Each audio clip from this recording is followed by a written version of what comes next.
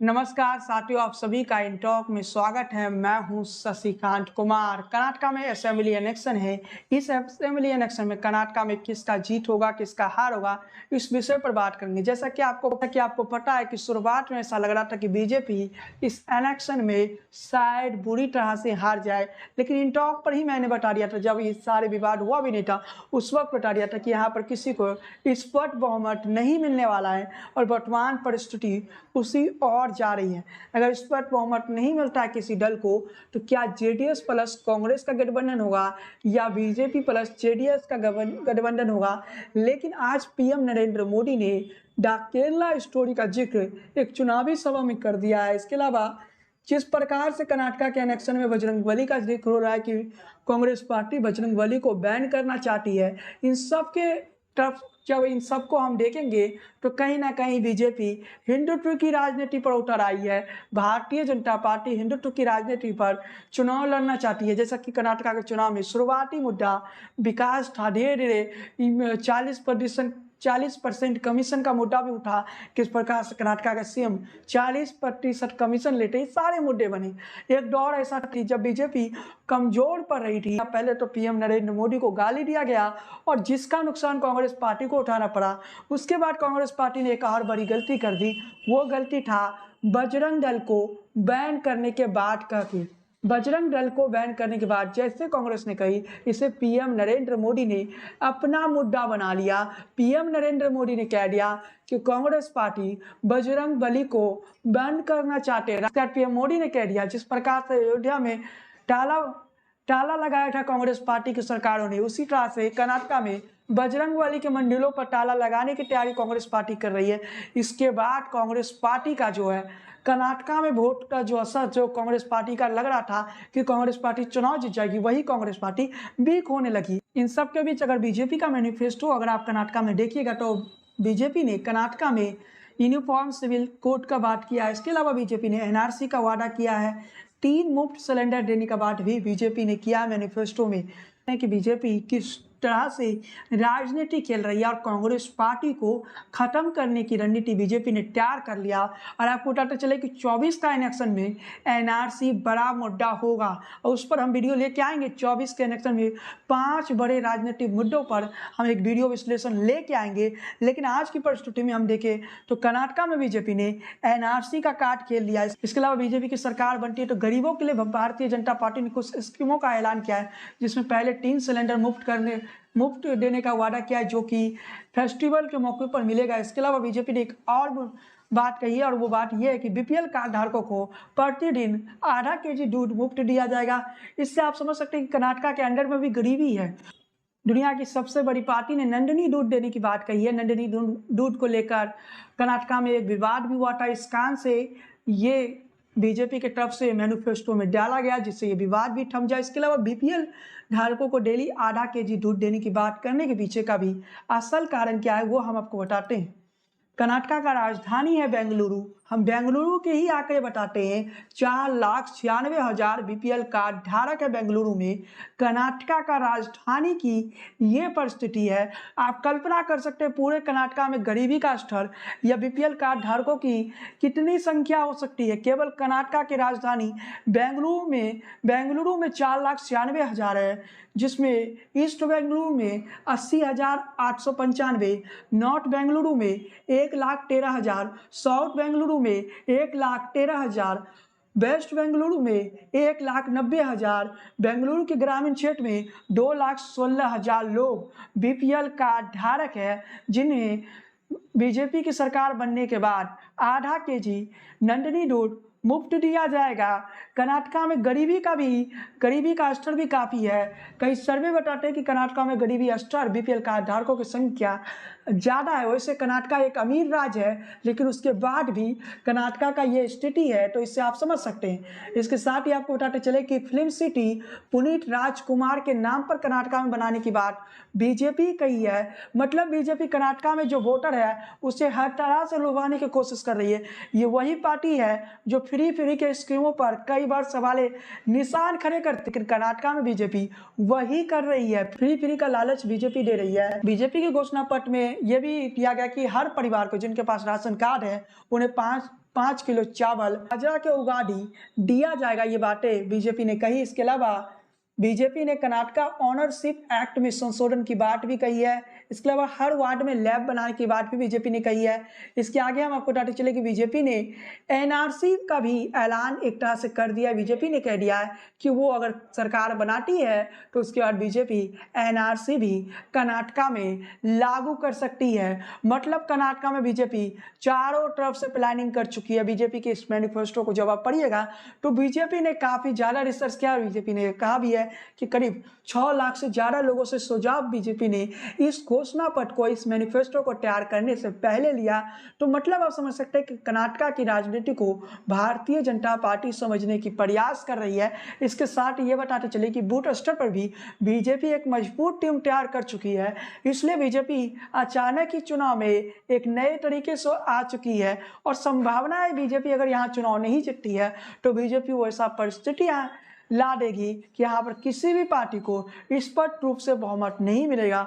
फिर ऐसी परिस्थिति में बीजेपी कुछ जेडीएस के विधायक को तोड़ सकती है या कांग्रेस के विधायकों को तोड़कर सरकार बनाने की योजना पर बीजेपी काम करेगी। अगर बीजेपी को पूर्ण बहुमत नहीं मिलता है तब कर्नाटक में 224 विधानसभा चुनाव है जिसमें 113 सीट चाहिए पूर्ण बहुमत की। इसके साथ ही बताते चले कि जो विभिन्न सर्वे सामने आ रही है उन सर्वे के बारे में आपको बताते चले। सबसे पहले एबीपी न्यूज की सर्वे को बारे में बता देना चाहते हैं। एबीपी न्यूज के सर्वे के अनुसार कर्नाटक के कुल 224 सीटों में बीजेपी 74 से 86 सीटें जीत सकती है, कांग्रेस पार्टी 160 से 119 सीटें जीत सकती है, जेडीएस 23 से 35 सीटें जीत सकती है, अन्य 0 से 5 सीटें।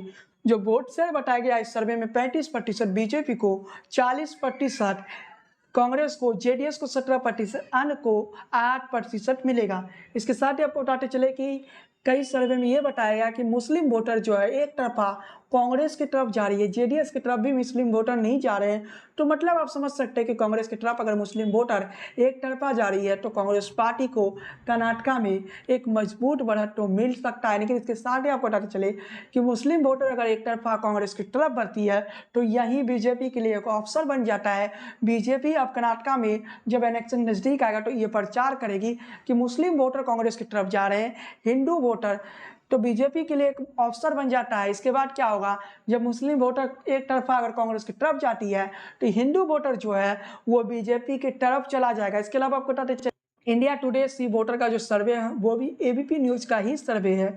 जो एबीपी न्यूज़ ने बताया कि कांग्रेस को 160 से 119 सीटें मिलेगी। अगर कांग्रेस को 119 सीटें मिल जाती है तो कांग्रेस तो अपने दम पर सरकार बनाने के लिए कर्नाटक में तैयार हो जाएगी।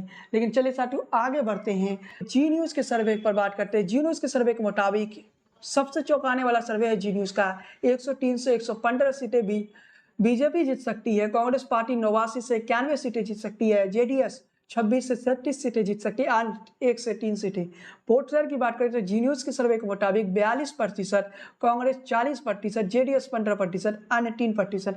यहाँ अगर हम देखें तो कांग्रेस का वोट शेयर में सी वोटर का जो सर्वे था उसमें भी कांग्रेस का 40% वोट शेयर का अनुमान लगाया गया था। लेकिन यहाँ पर बीजेपी का वोट शेयर यहाँ पर बीजेपी के जो वोट शेयर है वो 60% बढ़ जाती है, 42% हो जाता है, जिसका असर आपको सीटों में देखने को मिला 103 से 115। यानी इंडिया टुडे का बात करें या एबीपी न्यूज़ और सी वोटर का सर्वे की बात करें, दोनों की सर्वे एक जैसी थी। तो दोनों के सर्वे से बिल्कुल विपरीत जी न्यूज़ का सर्वे और जी न्यूज़ का सर्वे के अनुसार बीजेपी वहाँ पर आसानी से सरकार बना रही है। इसके साथ ही जी न्यूज़ के सर्वे के मुताबिक अगर 103 सीटें भी आती है तो बीजेपी जोर तोड़ से तो सरकार बना ही लेगी। कन्नड़ समाचार चैनल के मुताबिक कांग्रेस पार्टी 32 से 140 सीटों के साथ स्पष्ट बहुमत की ओर आराम से बढ़ रही। बीजेपी 33% वोट शेयर रहेगा। वोट शेयर के साथ 57 से 65 सीटें जीतने का अनुमान लगाया। ये एक कन्नड़ टीवी चैनल का, जो कर्नाटक का लोकल टीवी चैनल है, उसके सर्वे के अनुसार है। इसके साथ ही आपको बताते चले एनडीटीवी एनडीटीवी और सीएसडीएस के सर्वे के अनुसार क्या कहानी, यहाँ पर जाति और धर्म के आधार पर एनडीटीवी ने सर्वे किया, उस सर्वे को हम आपको बताते हैं। एनडीटीवी के सर्वे को माने तो 67% लिंगायत समुदाय के लोग बीजेपी पर अपना विश्वास जताते हैं, जबकि बोकालिंगा समुदाय की बात करें तो वहां पर वोटों का बंटवारा है 34%, जहां वहां पर लोग कांग्रेस के साथ है बोकालिंगा समुदाय के, तो 36% जेडीएस के साथ है। मतलब बोकालिंगा समुदाय में बंटवारा है। लेकिन वहीं बात करें तो बीजेपी के साथ लिंगायत समुदाय एकजुट है और बीजेपी को करीबन 67% लिंगायत समुदाय का वोट मिल सकता है एनडीटीवी CSDS के सर्वे के अनुसार। इसके अलावा मुस्लिम वोटरों की बात करें तो 59% मुस्लिम लोगों ने कांग्रेस को वोट देने की बात कही। 59% मुस्लिम लोगों ने कांग्रेस को वोट देने की बात कही है।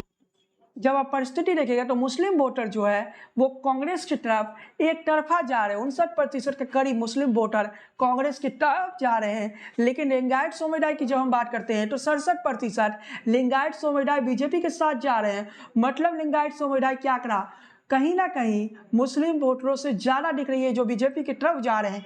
तो अगर ऐसी परिस्थिति रहती है तो बीजेपी को फायदा होगा कि एनडीटीवी का सर्वे अगर सच है तो हो सकता है कि बीजेपी पूर्ण बहुमत का सरकार बना ले।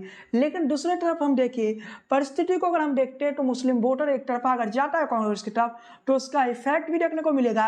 हिंदू वोटर एकजुट होकर बीजेपी की तरफ चले जाएगा और जिसका फायदा बीजेपी को मिलेगा। कहीं ना कहीं मुस्लिम वोटर ये भी देखेंगे कि कांग्रेस पार्टी कहीं अगर बीजेपी के प्रत्याशी को नहीं हरा पाते तो वो जाएंगे जेडीएस की तरफ। मतलब यहाँ जेडीएस गेम चेंजर साबित होगा और जेडीएस यहाँ पर कुछ भी कर सकता है।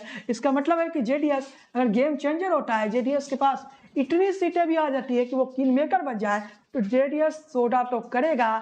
जेडीएस उसी के साथ जाएगा जहां उसे ज़्यादा मंत्रिमंडल मिले।